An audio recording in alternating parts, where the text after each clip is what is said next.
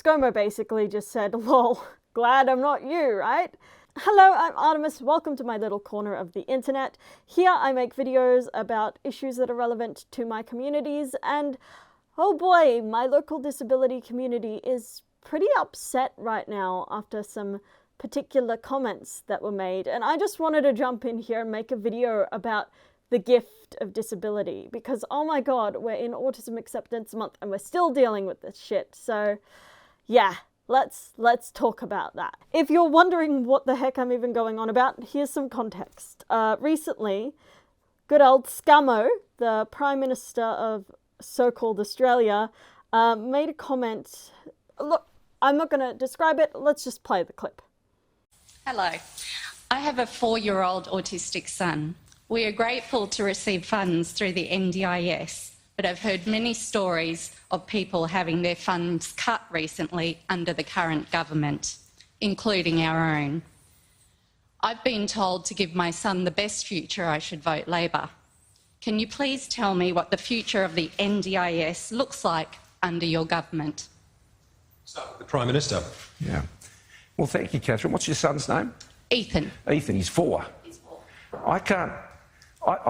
Jenny and I have been blessed. We've got 2 children that haven't had to go through that. And so for parents with children who are disabled, I can only try and understand. ScoMo basically just said, lol, glad I'm not you, right?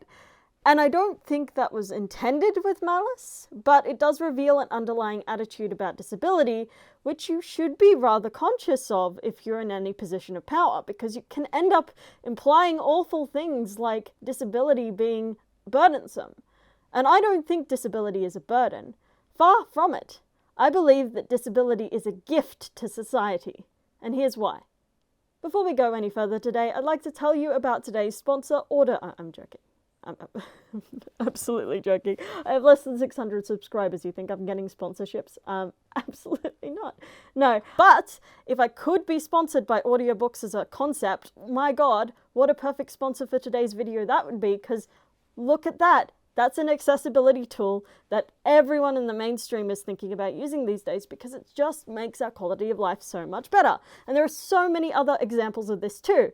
Speech to text, anyone who's got a little Google Home or Siri or whatever, they use that. Curb cuts, you know, the parts of the road that are a bit flatter so that when you go down it's not like bumpy. Try taking those away from parents with prams, but they were created as an accessibility tool. Even your old computer keyboard, based on the typewriter, and the typewriter was created to allow a blind person to be able to write. We made these things because we recognize the value of disabled people and their continued contribution to our societies. The idea that we used to just leave disabled people to die is a myth. We've known that since we found ancient bones that had broken and then healed over. It's not in human nature to just leave people to die. Instead, we innovate. And those innovations, in the end, help us all. As an example, I work in theatre and occasionally I'm called in to consult on relaxed performances, which are an adaptation of a theatrical work to be more accessible to people with sensory sensitivities. But it's not just those people with sensory sensitivities who utilize relaxed performances as a concept. We see a lot of parents of kids, people with anxiety who may need to step out, even people waiting for phone calls. There are a lot of people that kind of adaptation benefits. It's not just the disabled people who inspired the creation of that access tool. And if we're talking about the gift of disability, it would be foolish not to mention the achievements of every disabled person throughout the history of the earth. They're countless. And if I were to look to specifically the arts, which is, you know, my stomping ground, I could say that without autistic people specifically, we wouldn't have Batman Returns, we wouldn't have Ghostbusters, we wouldn't have my favorite tweet in the existence of Twitter.com.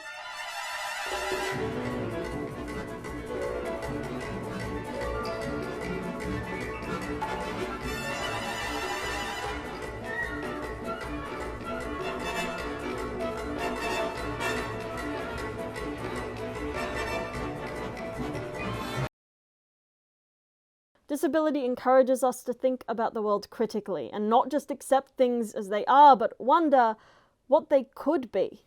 In terms of my own experience, being autistic is inseparable from any of my achievements. It's how I can think outside of the box without even having to really try. It's how I can pour myself into something I love and come away knowing it so deeply and intimately. And it's how I have this sense of justice and a want to strive for a better world.